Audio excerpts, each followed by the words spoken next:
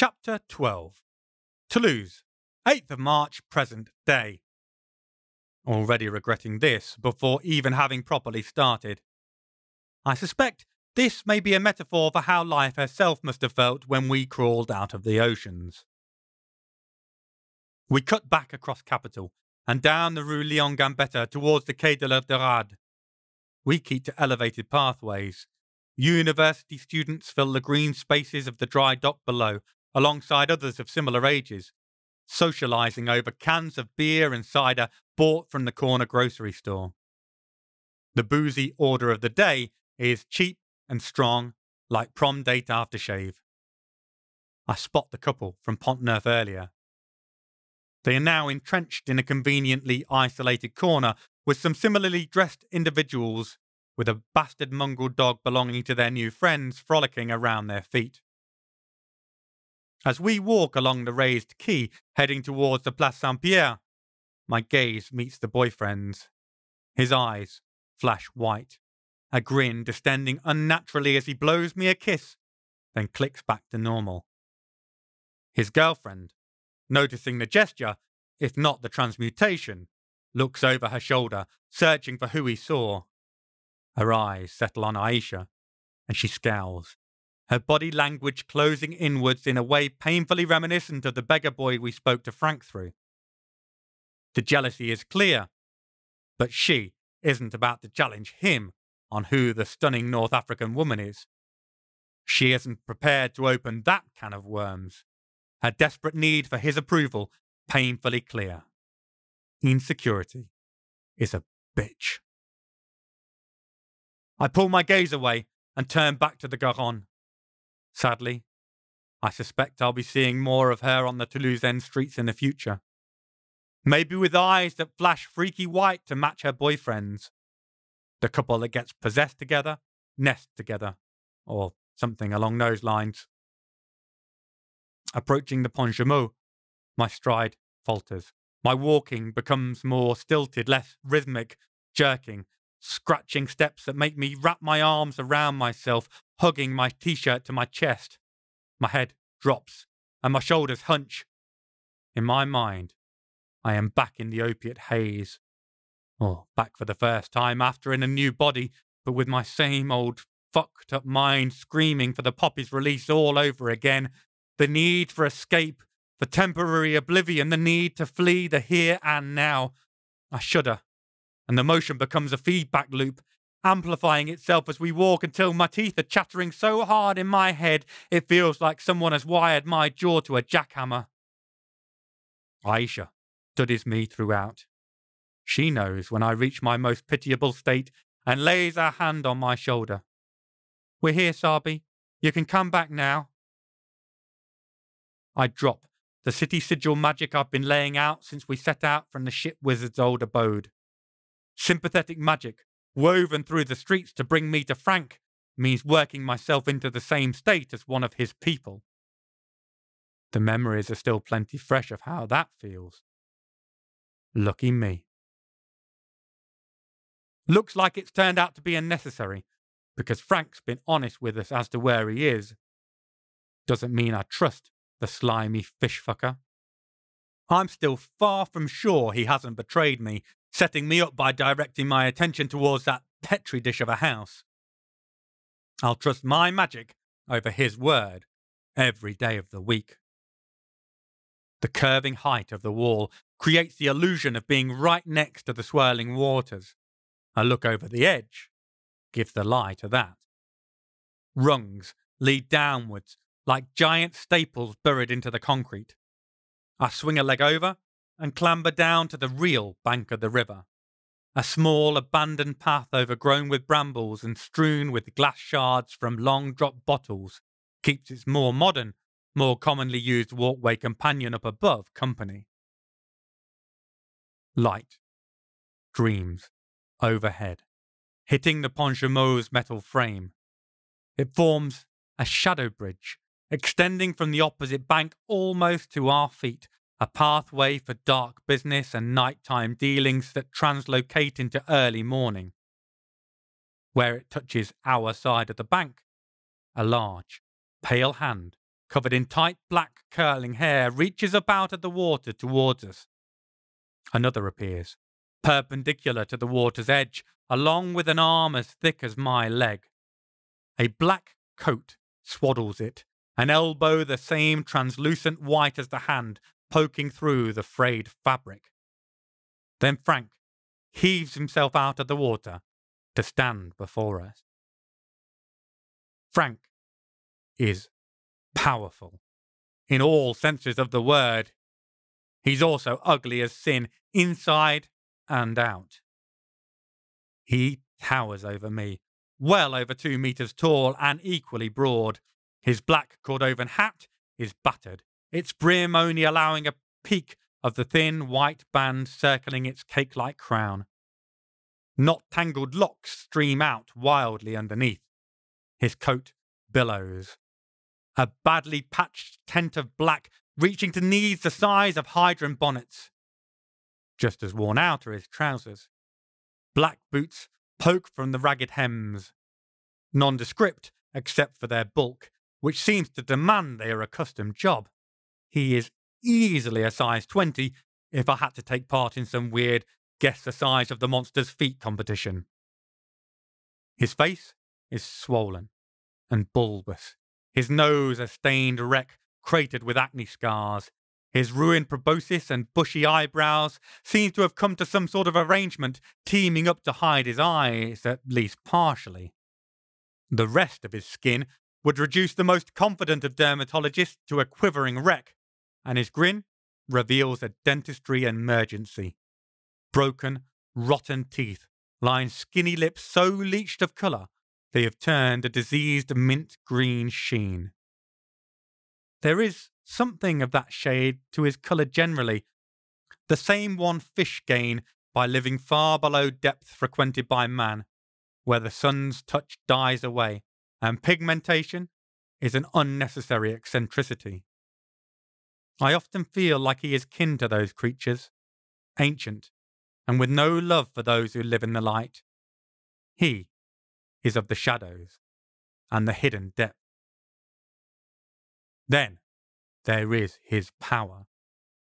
For those who are talented, looking at Frank, even without looking, will reveal snatches of the creature behind the veil, a momentary view of a nightmare manufactured in the corner of their eye by an overactive imagination. Briefly, the broken teeth will sharpen to point. The hairy hands will become more like furred scales, and vague webbing will snatch at one's attention as he gestures. The cloak's wafting movements aren't in sync with the air currents, seemingly suspended, floating around him. His hair moves similarly, and those knots in the tangled mass appear for an instant more like air sacs embedded in waving kelp strands than unkempt hair. The eggshell eyes are the same ones that pop into the faces of those he possesses, but he isn't blind. He just thinks things like ambient light and pupils are unnecessary luxuries, I guess. Aisha and I have discussed Frank's origins many times. General consensus is he must be the offspring of a troll and a naiad. Contemplating the logistics of such a coupling makes me want to hit myself repeatedly in the eyes with a clawhammer. I wonder how much of a role love, or even consent, played in that particular coupling. Little would be my guess, based on his personality and preferences. Isaac believes Frank to be a naiad that is a relative of the Morioch, or the Kelpie, as they're known throughout the Gaelic world. I've not seen him in equine shape or in any guise other than the one standing in front of me. I don't believe he has revealed even half his secrets during the time I've known him, so anything is possible. It isn't like we head to the pub to sink a few pints together. We only meet up when I have no other choice. Frank leers down at us, his broken teeth nauseatingly stained columns standing out against the blackness of his gullet. Well met, pretty man.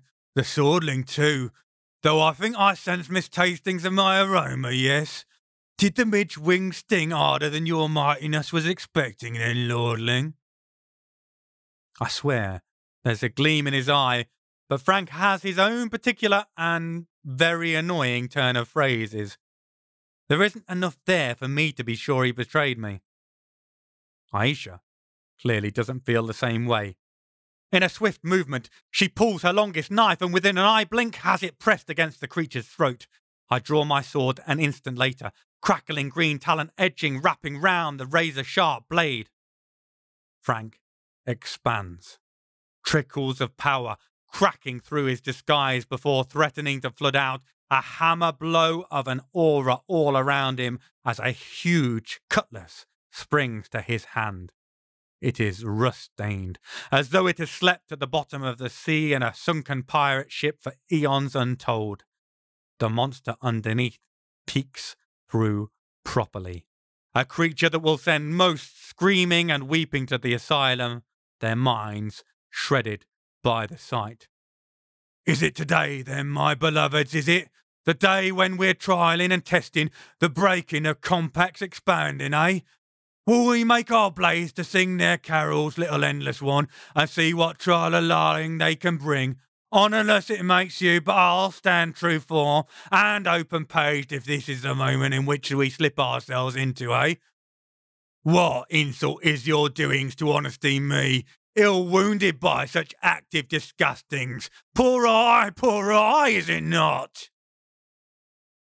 Aisha doesn't blink throughout this, action-readied, but my eyes are on the blade. It radiates power like a suddenly uncloaked lantern in the pitch black of a starless night. I feel I understand some of Frank's phrasing, for it seems to sing a song of misery and death and a desire to drink deep of both. Aisha will not move, will not hesitate. But I fear what effect that weapon might have even against one such as her. All forces have an equal opposite, and the water of life she drank to gain her immortality so many centuries ago might yet not succeed against a sword soaked in liquid baptized death. Did you set me up, Frank? I ask, direct and to the point.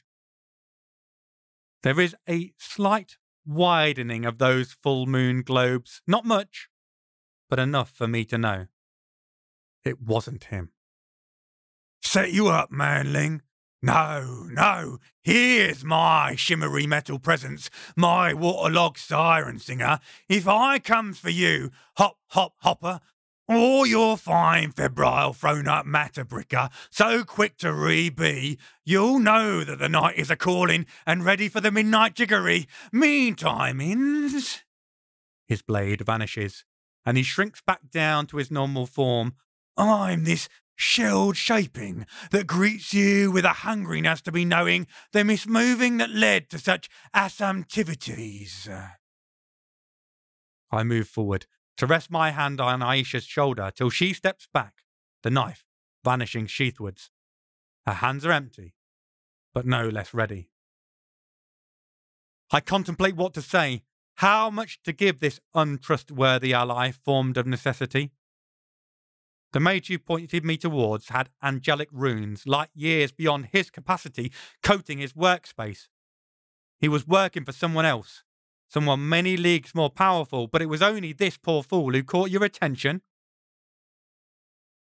Frank goes dead still, motionless. I know that much of how he presents himself is part of his method for disarming us. He plays the fool for the court, using his japery to seem less than he is, even when raised to anger. Now, there is no playing. He is an apex predator and he is unhappy with something, calculating and dissecting the information I shared. Monitored that homely hole for moons and suns with mine own, I did, he growled softly. My knowings that I gives gifts of always are true. Knew he wasn't much, but still my little backhead me was so insisting, yes, that I did keep the watching through shadow and eye blind. No indictory in the two throws, no. just tinier than tiny little sadness flesh-wearer that I served up as easy devourings for your fine lordlings. Don't like to be missing these bobs, brittle bits, motes of import, no. Some chattery and word shovelling will be the next step 2-3 that I'll be whirly-gigging through my boys. So you've no idea who he was working for or why then? I demand, pushing further. I am mostly convinced, but I have zero confidence in Frank to give me a straight answer, and I want to know if there is anything he is keeping from me. Nothingness, he hisses through clenched teeth. No whispering winds into the earlogs of my congregate, nor lighting of the beacons by such weavings of talents rubbing their backs as they caper, hidden from my knowing. The frustration turns to anger, and I don't want to be those of his flock who were on observational duty of the ship wizard in the run-up to our encounter. No hurting them though, Frank, I warn the looming mass, my sword feeling like a mouse, showing its claws as it weaves around an owl's talons. The deal remains in force, the strictures are unchanged. Frank smiles, skin splitting, ear wide and overly full. Hurt my little charges, my brightling Night Lord? No, never, as we did agree, all promissories and pactings long past. You kick them when they're down and strangle them with the lead you put around their neck. I don't doubt you do the same to their mongrel dogs. Probably eat them too. Aisha's visceral distaste hangs in the air, an unspoken insult, the unwanted guest at the party who can't keep from the centre of attention. Frank's eyes narrow to craggy, encrusted slits, and he leans forward with his entire presence, bearing down on the woman in front, who does not bend or yield. I like dogs, he hisses venomously, his manner mirroring hers, but with the weight of his incomparable size and power packed behind it. Never eat a dog, little dusk-born and walking. Like them more than the sun-drinkers, more than the endless skip and jumper you stroll in comrade arms along with. Then he leans back, the smile becoming somehow transformed, the threat dissipating. A genuine jollity forms in his creased features. You, though, brave as butterflies on the maiden meadow flit, eh? Not fear lacking, no, not the stupid empty-headery of the wanton heroic, huh?